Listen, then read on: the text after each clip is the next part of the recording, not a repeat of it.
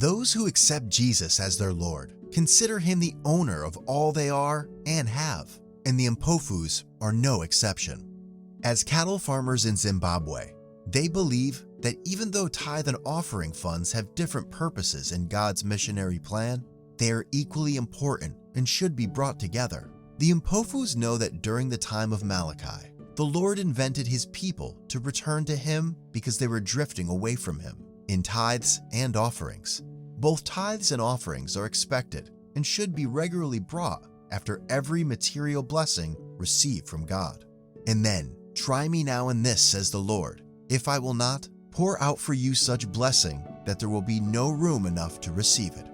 The Mpofus know that their giving in tithes and offerings should be motivated not primarily by their emotions, sympathy for missionary projects or leaders, or even by appeals from the church.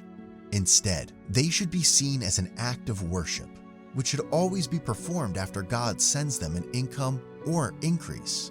By returning the tithe from their herd to God and at the same time bringing a bull as an offering, the Mpofus encouraged the visiting church elders who collected the animals and caught the attention of their neighbors and fellow church members. Inspired by their example, many others have pledged to the same giving pattern, returning at the same time tithes and promise or regular offerings after each financial blessing as an act of worship.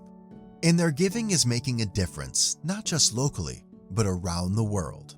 Zimbabwe is home to Solusi University, a renowned Adventist institution that has been sustained by the sacrificial gifts of millions of believers worldwide. But the challenges facing the Southern Africa-Indian Ocean region, where Zimbabwe is located, are immense. Despite a long history of church growth, many members face difficult financial struggles. That's where our promise offerings come in. When distributed as suggested by the combined offering plan, it spreads hope and helps the church grow not only locally and regionally, but also in some of the most challenging areas around the world.